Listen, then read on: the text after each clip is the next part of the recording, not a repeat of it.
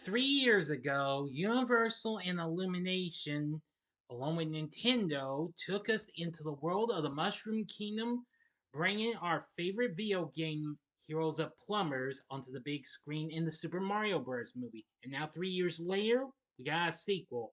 As I've just seen the Super Mario Galaxy movie now playing in theaters.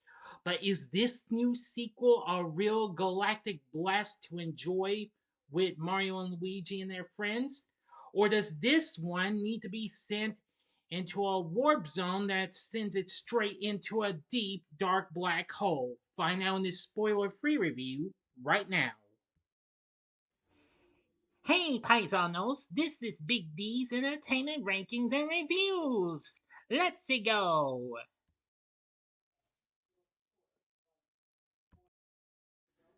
So, greetings, my fellow YouTubers, and welcome again to Big D's Entertainment Rankings and Reviews. I'm the Big D, and this time around, I bring to you a spoiler free review of the 2026 animated adventure comedy flick, The Super Mario Galaxy Movie, released by Universal along with Nintendo and Illumination. Once again, directed by the duo of Aaron Horvath and Michael Jelenic, and written by Matthew Vogel. This, of course, is based on the Super Mario Galaxy video game from 2007 and its 2010 sequel, Super Mario Galaxy 2, as well as the Nintendo Mario franchise, and sequel to the Super Mario Bros. Movie. Chris Pratt, Anya Taylor-Joy, Charlie Day, Jack Black, and Keegan Michael-Key reprise their roles from the previous film, along with Safdie, Donald Glover, and Brie Larson joined the cast. Now, yeah, I think I made a mistake in my out the reaction. I think it's Allison Brie. I humbly apologize for that. I keep getting those mixed up. I apologize.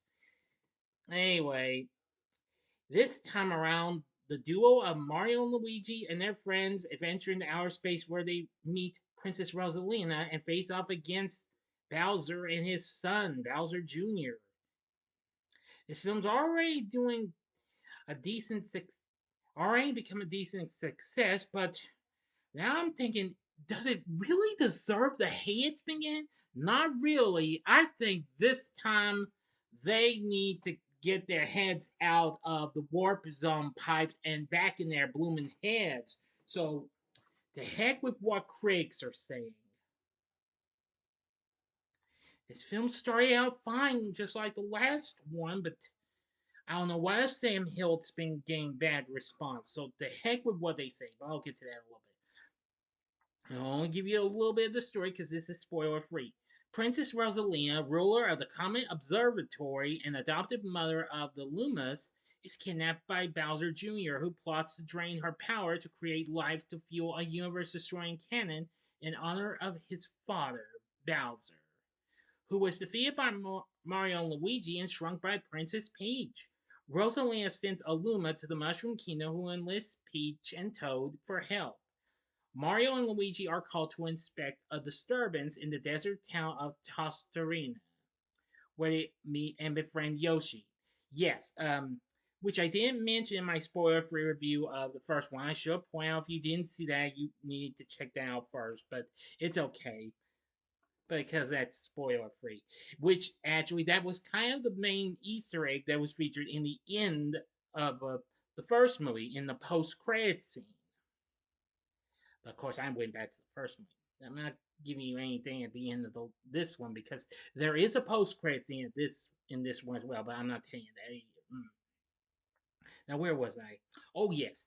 Mario and Luigi are called to inspect the disturbance in the desert town of Tostarena, where they meet and befriend Yoshi, and blah blah blah. I think I said that. Peach and Toad leave for space and task the brothers and Yoshi, the Mario Bros, with protecting the Mushroom Kingdom and attempting to rehabilitate Bowser in their absence.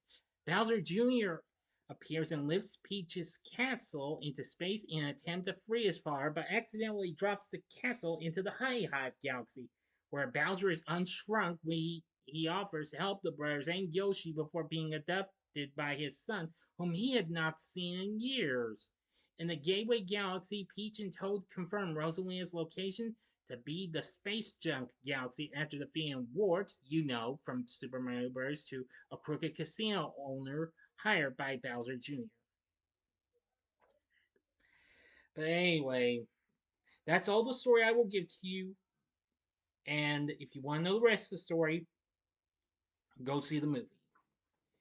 Now, what did I think of the movie? I liked it. Well, I liked it almost as much as its predecessor, but it just had just a tiny bit of flaws. But it really doesn't deduct that much points in what have you. But I thought it was pretty good in what have you. With its great animation and great characters, just like from the video games itself, I thought it was pretty good. Rotten Tomatoes has a score at 42%, which is slightly off from the 59% its predecessor has, saying it's packed with colorful world building that's as frenetic as it is weightless. The film's visuals are often out of this world, but the threadbare story ultimately loses its Milky Way. Well, that may be, but I don't think it lost it much. Metacritic has an unfortunate 36 score. Audiences polled by Cinema Score gave this an A minus, which was unfortunately down from the A its predecessor got.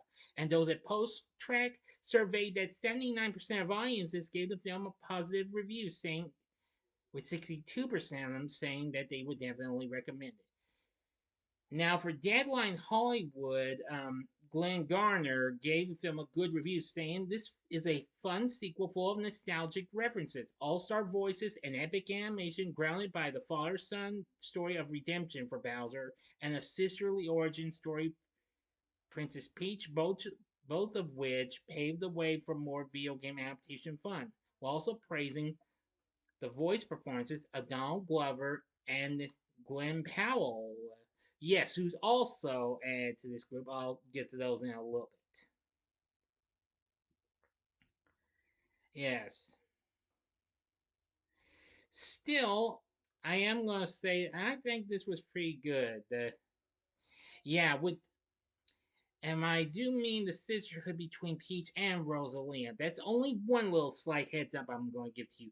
With that happening, I would compare that bit to what we saw with and Elsa in Frozen. But that's all I would tell you on the review. So I'm not going to get into too much more details and what have you.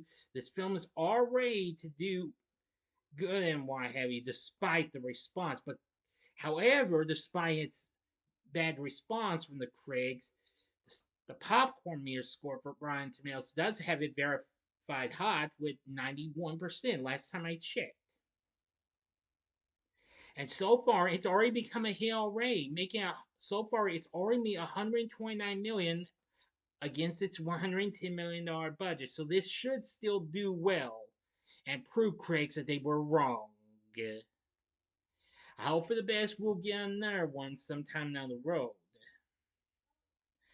Still, that'll be up to them.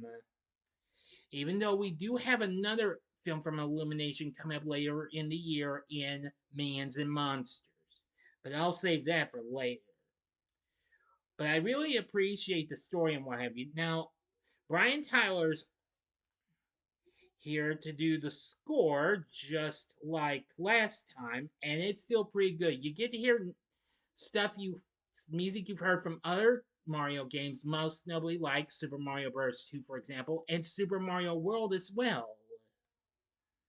But anyway, there's lots of other great tunes you'll hear from the great, array of Mario games in this film. I liked it.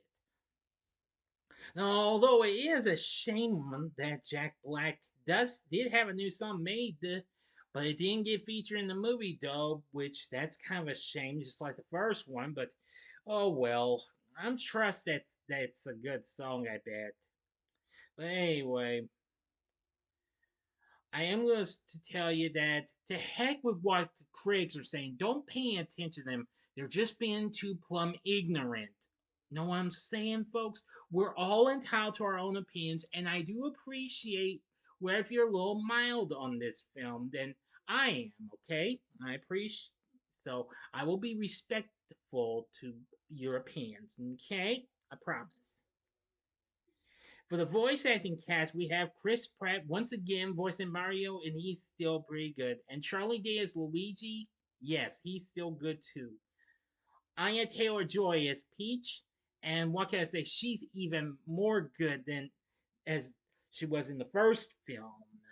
Very good, and believe me, got lots of spunk. And I like that. I mean, when she's doing her stuff, even with her new parasol, it makes it feel like you're seeing her acting like in Super Princess Peach for the Nintendo DS or something like that. But anyway, Jack Black once again is Bowser's voice. He's still good, and Keegan Michael-Key is back as Toad. He's good as well. Now for the new members of our cast, we have Brie Larson, who of course was recently already big in numerous films, most notably recently in the MCU as Captain Marvel. Man, she does a great job in voicing Princess Rosalina. I gotta give her credit. This is a good performance of her. Now, I'm not really going to tell you that you will see someone else and what have you in in the right at the end credit scene. But again, I'm going to keep that hush hush because I'm not telling you who it is. Just going to have to stick through the film. Donald Glover here does an amazing job as Yoshi, and believe me, it's way better than what he did for Simba in the Lion King remake. Seriously. Now, Glen Powell, whom after having major disappointments over the last few months, really redeemed himself as the voice of Fox McCloud, who, if you don't know who that is the protagonist of one of Nintendo's other big franchises, Star Fox, which I've never played Star Fox. I know that was a pretty big game back in the day for Super Nintendo. But as for Bowser Jr., we have Benny Safdie, whom after failing to have a big hit with his recent directorial flick in The Smashing Machine last year, really redeems himself with that. We have Louis Guzman as Warts. He's good. And Issa Rae as Honey Queen as well.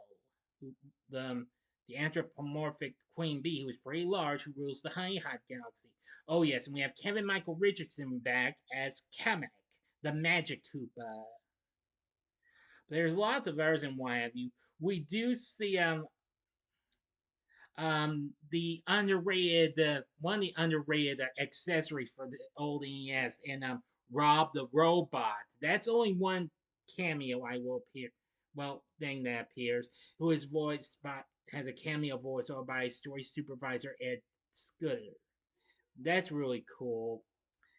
But anyway, from what I know of this, the Super Mario Galaxy movie is pretty good. If you like the first film, I'm sure you'll like this one. You may like it, you may love it, you may not. You be the judge. So I think the Super Mario Galaxy movie, it's pretty awesome. It's still got some of the same great stuff as before, even with a few new additions and some of the additional new types of costumes and what have you, like what you've seen in previous Mario games. But anyway, again, don't mind what critics are saying. They are just being plumb ignorant. You know what I'm saying? But like I said, you be the judge. I'm entitled to any of y'all's opinions on this, okay? You're all entitled to your own opinions, and I'm going to respect that, okay? Promise. So go see the Super Mario Galaxy movie. I think you'll really like it because it's got the same great characters. I like the new characters. I like the animation, the atmosphere. Everything in this was absolutely superb. For my score, I'm going to give the Super Mario Galaxy movie 5 stars, which of course means on a scale of 1 to 10, it gets a 10. Yeah, take that, you critics. So, what did you think of the Super Mario Galaxy movie? Did you like it, or did you hate it, or did you like it in a middling way? Tell me in the comment section below. If you like this video, consider clicking the like button subscribe, click the bell for notifications, and be a part of the Big D Nation. Continue to help support my channel, and you know the rest. Oh, and by the way, if you do, hey, just don't diss this video. I want, because you know I don't like that happening. I must always have a like before a diss, you know. Because if you do, I will fight you. That's no lie. Nah, I was just playing with you, okay? My apologies, my bad. Anyway, join me next time when I bring to you another spoiler-free review, and it'll be on a recent hit for Universal that really got this big time last year, and it's Five Nights at Freddy's 2. Yes, which I failed to include on the schedule. So be on the lookout for that. So if you like this, check out these other video game adaptations into film. In the upper left-hand corner, check out my review of Super Mario Bros. From 1993. Yes, the live-action film itself.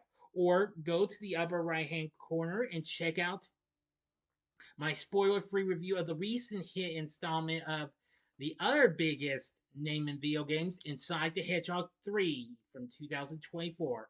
I'm looking forward to the fourth one when it comes out next March. Or if you'd like some more Mario fun, go to the bottom left-hand corner and see the TV log I did for the Super Mario Bros. Super Show, which is now on MeTV Tunes. Although it kind of has some issues though, but I think you probably know that by now. In the bottom right-hand corner is the button you can click to subscribe. If you like rankings and reviews on movies, TV, music, video games, etc., then I'm your guy.